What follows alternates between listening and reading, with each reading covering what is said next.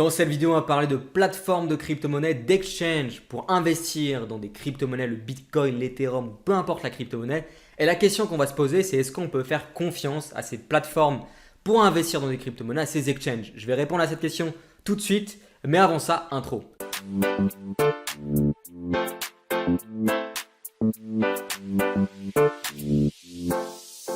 Bonjour à tous, ici Faustin Prieux, j'espère que vous allez bien. Bienvenue dans cette nouvelle vidéo. Aujourd'hui, on va parler des crypto-monnaies, surtout de ces plateformes. Alors, pourquoi je me permets de faire une vidéo sur le sujet? Car je suis un ancien broker. J'ai travaillé pour un broker mondial qui proposait des CFD sur indices, forex, crypto également, matières premières et également ETF et actions. Donc, je connais très bien le fonctionnement des plateformes de trading, le fonctionnement des brokers et un exchange, c'est plus ou moins le même modèle économique. Donc, je vais vous donner des informations intéressantes qui vous permettront d'éviter de faire des erreurs bêtes et surtout des erreurs que vous pouvez éviter très facilement. Allez, c'est parti, on en parle tout de suite. Alors, avant de commencer très rapidement, c'est quoi un exchange pour ceux qui ne le savent pas? Un exchange, c'est tout simplement, grosso modo, une place de marché où vous allez pouvoir acheter et vendre des crypto-monnaies. Donc, si vous voulez acheter du Bitcoin, vous êtes obligé, grosso modo, surtout si vous débutez, de passer par un exchange. Et donc, cette plateforme-là, la question qu'on va se poser, c'est est-ce que c'est safe ou non? Mais grosso modo, voilà ce qu'est un exchange. Petite parenthèse, vous pouvez utiliser aussi des exchanges qui vous proposent de l'effet de levier, notamment pour du trading, mais c'est moins adapté pour de l'investissement long terme. Donc, voilà à quoi servent ces applications d'investissement et de trading. Alors maintenant, on va rentrer dans le vif du sujet, le point entre guillemets négatif des exchanges de crypto-monnaies. C'est pour moi le manque de régulation et de transparence. Quoi qu'on en dise, sur les exchanges qu'on a actuellement, il n'y a aucune transparence ou du moins très peu. Il n'y a pas de réglementation ou très peu. Ça veut dire que la plupart des exchanges qui sont ici célèbres, je pense à Binance, à Crypto.com, généralement il n'y a pas de régulation. Alors le point positif qu'on a par rapport à ça, c'est que c'est en train de changer. Je vois notamment des exchanges comme Swissborg qui prennent une régulation ici en Estonie, eToroX à Gibraltar. Donc ça commence à changer et ça va, je pense, apporter plus de transparence comme sur des produits de trading plus traditionnels. Je pense au Forex notamment ou aux indices via des CFD qui sont des produits réglementés entre guillemets par le broker, mais ce ne sont pas des produits standardisés. Je ne vais pas rentrer dans le détail, mais grosso modo, le problème des exchanges, c'est ça, c'est son manque de transparence et de réglementation. Mais c'est en train de changer, donc ça devient, je veux dire, de plus en plus positif. Et après, l'avantage également qu'on a, notamment avec Binance ou d'autres, c'est que c'est des exchanges qui sont, entre guillemets, géants, donc avec beaucoup de cash. Et donc, l'avantage, c'est qu'il y a plus de sécurité, ce n'est pas la petite SARL du coin.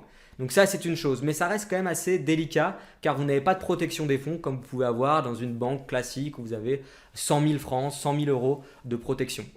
Donc ça, c'est une chose tout de même à connaître et à savoir avant d'investir dans un exchange, avant d'investir dans les crypto-monnaies. Également, je voulais faire un point par rapport à un article que j'ai vu sur le journal du coin.fr, sauf erreur de ma part, qui parle des problèmes qu'il y a eu avec les exchanges. On n'en entend pas assez parler. Je pense notamment aux cryptos qui ont été piratés. Je pense notamment à des personnes qui ont perdu leur mot de passe pour accéder à leurs cryptos, qui se retrouvent clairement dans une situation super difficile où ils ont perdu énormément d'argent. Et donc, encore une fois, c'est le fait qu'il y ait un manque de régulation que ça peut rendre des choses compliquées, peut-être un manque de sécurité. Et voilà, encore la semaine dernière, j'ai publié sur mon Instagram, regardez-le juste en bas, une story où il y a un broker, plutôt un exchange de crypto-monnaie qui avait été piraté. Ça représentait plusieurs dizaines de millions d'euros. Donc ça ne représente pas grand-chose à l'échelle des crypto-monnaies, mais il faut tout de même le savoir, vous n'avez pas cette protection. On va rentrer encore plus dans le vif du sujet désormais. Est-ce qu'on peut faire confiance à ces exchanges? Alors moi, la réponse, clairement, elle est oui, dans la mesure où vous passez, encore une fois, par des gros exchanges. Voilà, vous connaissez la part de risque, mais je pense d'une manière générale, on peut leur faire confiance.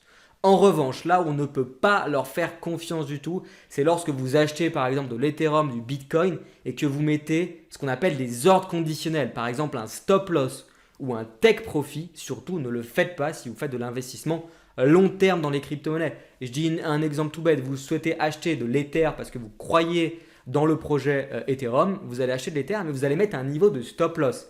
Ça veut dire un niveau de prix où vous êtes prêt à perdre et vous allez mettre un take profit, un niveau de prix où vous êtes prêt à gagner. Le problème il est là, c'est que l'exchange, il est clairement au courant de là où vous allez sortir du marché, soit en positif ou soit en négatif, en perte avec le stop loss. Et ça, c'est complètement une erreur qu'il ne faut surtout pas faire et qu'on peut éviter super facilement. Ça veut dire que vous laissez en fait des informations gratuitement à votre exchange et lui du coup il sait que sur tel niveau de prix, 80% des investisseurs de cet exchange vont vouloir sortir du marché à ce niveau de prix sur le Bitcoin par exemple. Et donc qu'est-ce qui va se passer? Comme par hasard, le prix va atteindre votre stop loss et ça va grimper, ça va exploser. En tout cas, il y aura des manipulations de cours. Il ne faut pas se le cacher, c'est déréglementé et donc il y a plein de choses qui sont un petit peu bizarres qui se passent. Et si vous mettez les stop loss affichés comme ça, grosso modo, vous allez vous faire taper dessus par l'exchange. Il va vous tomber dessus à un moment donné à un autre. Alors vous, si vous investissez pas grand-chose, ça ne devrait pas vraiment avoir un impact. Mais dans la globalité, le fait que la plupart des particuliers mettent des stops et que vous les rendez visibles aux exchanges, bah voilà, c'est vraiment la pire des choses à faire car vous donnez toutes les informations de prix intéressants pour les exchanges et donc vous allez perdre de l'argent en globalité si vous le faites de cette manière. Donc évitez de donner vos informations qui devraient rester confidentielles. Donc si c'est pour de l'investissement long terme, ne mettez pas de stop loss, pourquoi pas un take profit, mais ne mettez pas de stop loss si vous souhaitez augmenter vos chances de gagner. Je parle encore une fois d'une manière générale, ok? Donc ça c'est vraiment une chose qu'il faut avoir en tête. L'exchange n'est pas votre ami dans ce sens, il est là pour faire de l'argent, que ce soit avec les frais de courtage, mais aussi avec le trading, car il peut investir lui-même de l'argent sur certaines crypto-monnaies. Et lui, l'avantage qu'il a par rapport à vous, c'est qu'il voit tout ce qui se passe chez ses clients. Il voit tous les niveaux de prix, etc. Et donc, il a un avantage considérable pour prendre l'argent dans la poche, dans sa poche en l'occurrence, et en trading, en bourse ou quoi que ce soit, il y a un gagnant pour un perdant. Et souvent, c'est l'exchange ou le broker, le gagnant, il faut le dire. Donc dans ce sens-là, on ne peut pas leur faire confiance, mais sur le reste, si vous ne mettez pas de stop loss, pas de take profit, vous investissez à long terme, moyen long terme, je veux dire, chez les gros, il n'y aura pas de problème. Ok? Donc ça, c'était vraiment un point important. Je n'ai pas vu de vidéo sur le sujet sur YouTube, donc je voulais en parler. Petite information supplémentaire concernant le fonctionnement des brokers et des exchanges. Généralement, les institutionnels, c'est-à-dire les professionnels, vont passer par plusieurs exchanges. Moi, c'est ce que je vous conseille de faire. N'utilisez pas qu'un seul exchange, mais utilisez peut-être 3 ou 4 exchanges pour diversifier votre risque. Et surtout, sachez que vous pouvez avoir une plateforme de trading que vous connectez à différents exchanges, c'est-à-dire une seule plateforme qui va être connectée à différents exchanges crypto. Et vous allez pouvoir être exécuté chez le meilleur broker, le meilleur exchange qui vous propose le meilleur prix. Car en fonction de l'exchange, vous n'allez pas avoir les meilleurs prix, les meilleurs frais et les meilleures conditions. Et c'est ce que font les institutionnels aujourd'hui sur le Forex ou les actions ou les indices. Ils vont aller tout simplement chez l'intermédiaire, le broker, qui propose les meilleures conditions. Donc vous n'êtes pas obligé d'être que chez un courtier, chez un exchange. Vous pouvez vous diversifier, c'est ce que je vous invite à faire.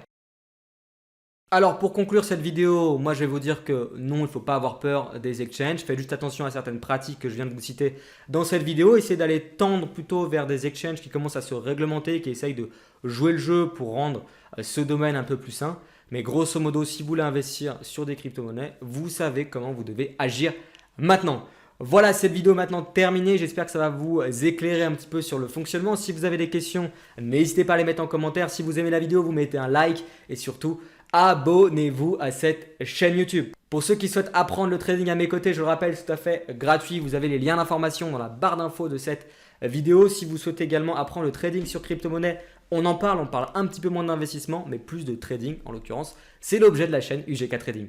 Merci beaucoup et surtout soyez prudents sur les marchés financiers. Allez, à plus tard.